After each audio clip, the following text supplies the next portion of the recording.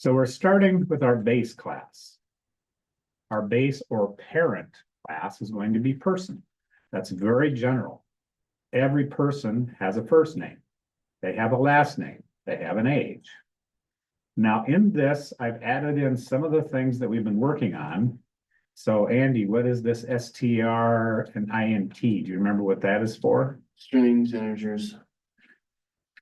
It is for, when we point here, it tells us. So it's called type hinting, meaning we can't force data types, but we can put in hints that say you should put in a string, and integer if you're using this method. In this case, we're using the init method because that's how we construct objects. Now, this one doesn't return anything. It's just saying that we need a string, and an int coming in. Now, this one, where we're overriding the string dunder method. We're returning a string, and that's what this little dash and arrow means. That's what we're returning. So those are the two different directions of type hinting. Information coming out of the method, you show it a little arrow with a little greater than and the little dash. Information coming in, you use a colon. And of course, some of the things that we do have both things coming in and going out. So type hinting makes it easier for someone writing code to figure out how to use this class. Now, the string method of a class normally prints out the memory address where the class is stored, but that's not very useful for us. So what we want to do is when we print out Albert, I don't even use that in here. Let's just print out Albert. If I print the Albert object, normally that's going to return a hexadecimal memory address. But when I print Albert, I want to have a text-based representation of the class. So that's why it's returning a string. This is overriding.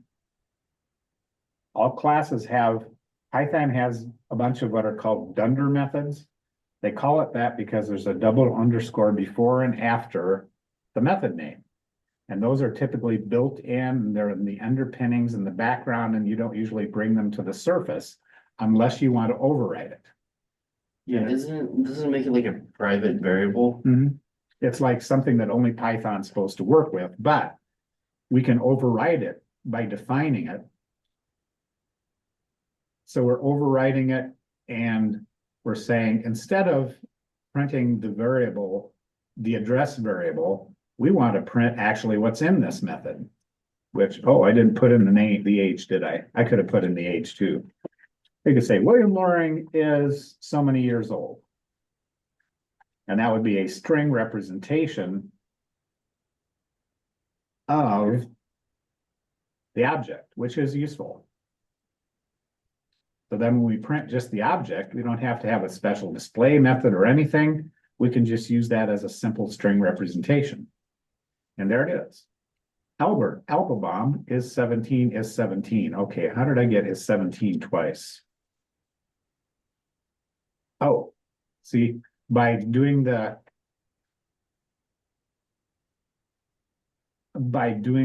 I'm I'm printing the object and then I'm accessing the age property. Okay, so I should probably undo because I had a reason for doing that. So overriding the class dunder method. Properties are something that we've used before. It's one way of doing setters and getters and setters.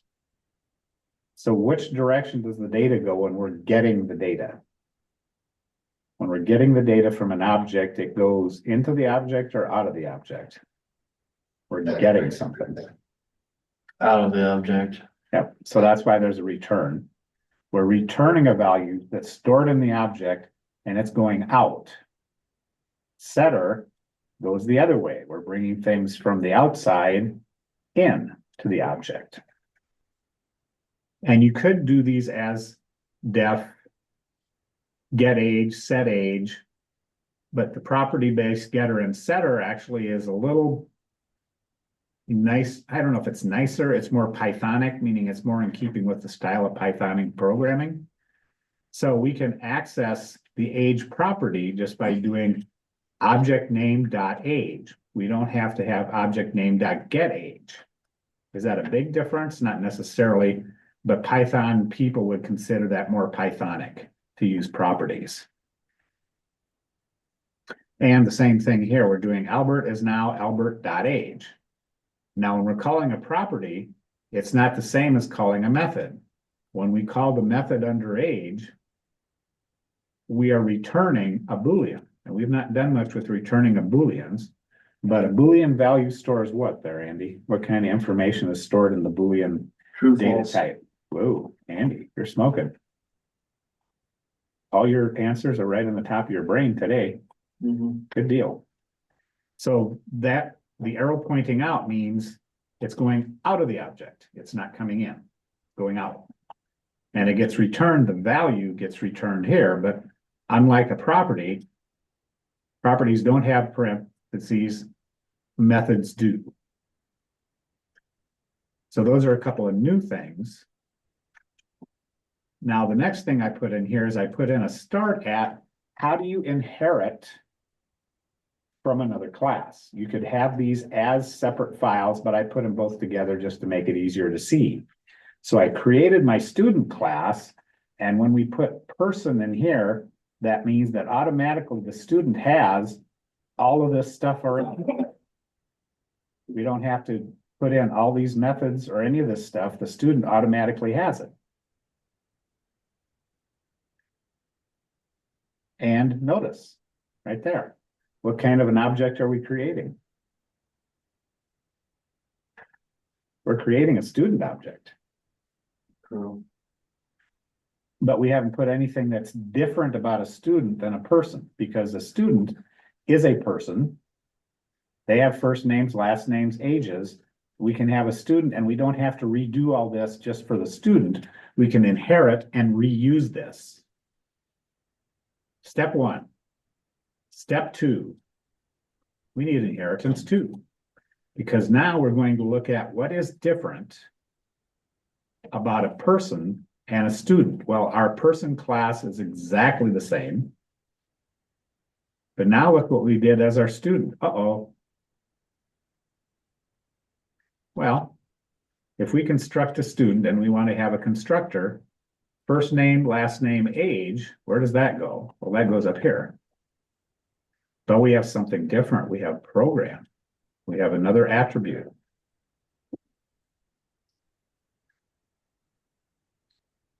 So we have another attribute. Now, when we are initializing an object that uses another class, we have to first construct the parent class. So that means we start out by calling the parent class init or constructor. And that uses these three. And then we set up our specific program attribute, because this is coming in from the outside world.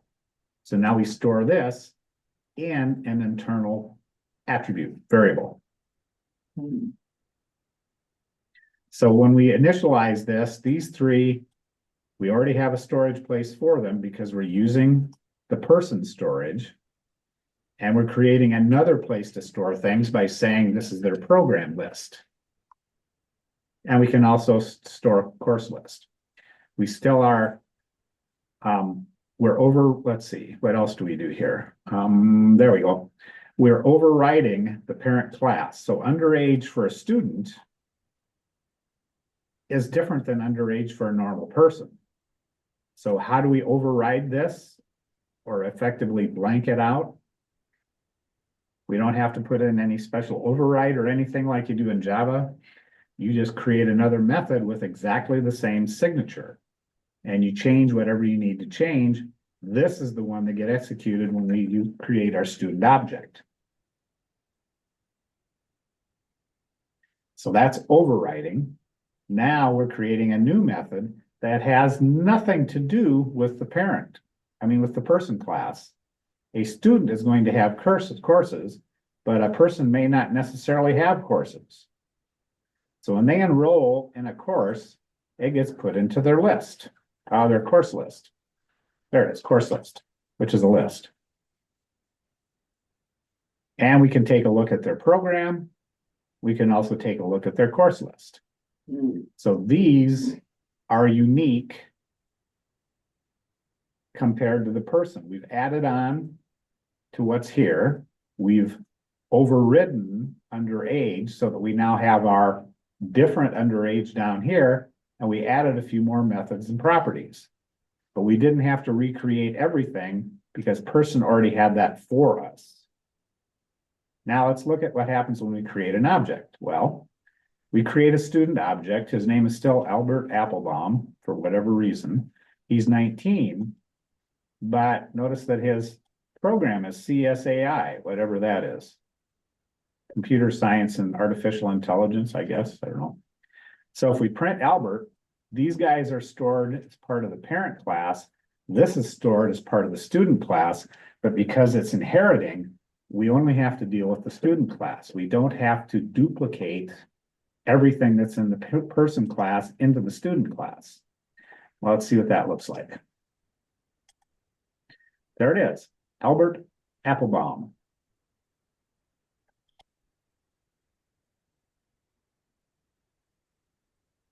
And then we can see if they're underage or not. We can see their program. We can enroll Albert in methods of rationality and defense against the dark arts. Now that's kind of an interesting semester. Then we can print out Albert's course list.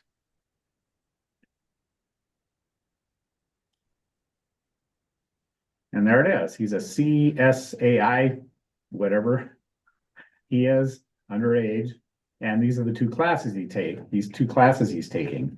Well, we could make this look a lot prettier, but the idea of this is to understand inheritance, and Python has the simplest syntax for inheritance I've seen. So anything that's in the person class is inherited by the student, which means it's part of the student. When we create, if we want to run an init function on it, we bring in our parameters from our initialization, but we have to initialize the parent class first because that's where this stuff is stored. But since we're inheriting this, we actually only have the student class. And then we add our specific stuff for our program. And then we overrode one because we didn't like what was going on in the parent class, so we overrode it. And then we added new things that are specific only to the student. So now if we did another class called police person or fireman, we could do the same thing. All firemen have a first name, last name, and an age, and then we can make a fireman that has specific stuff for firemen.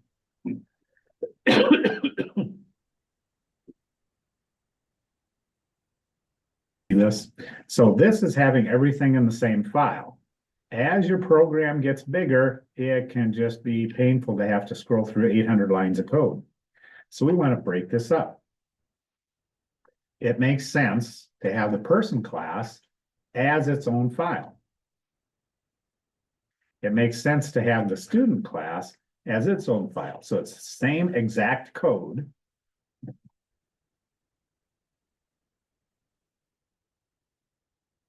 Right? And because student is inheriting from person, we need to import the person class into the student. Now, if we go to the student application, we would import student. And now we have access to the student class, which the student class has imported person. So now we have a chain of events that keeps everybody happy. And then we can do exactly the same thing we did before. On this end, we don't have to know how this is implemented. We just have to know how to use it. And that's where type hinting comes in. When I point my mouse at things, most integrated development environments will show you, oh, that's supposed to be an integer. This is supposed to be a list. If we point at Albert, it just says the variable is Albert of class student. Well, it is, right? It's a object or an instance of the class student. We go to underage, it shows that we are not only it's not only returning a Boolean, but it also tells us that we're overriding the parent class. So we get lots of hints here, which mean we can do things without having to jump into this code and look at it every time. Like enroll says, oh, we're not returning anything, but this is a list. Every time we enroll, we're adding something to the list. And we can do the same thing with Python stuff too. If we go to import in Python, oh, it doesn't do it there. Maybe from, no. Okay, if we're using something from Python, like import math.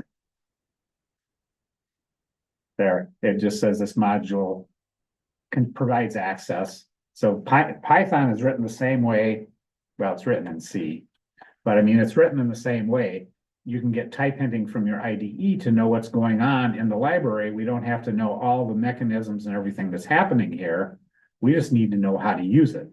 So that's part of that whole encapsulation process. Everything's encapsulated. It's in little buckets, and we don't have to know it's in the bucket. We just have to know how to use the bucket. Put things in the bucket, take things out of the bucket. We don't have to know how the bucket works.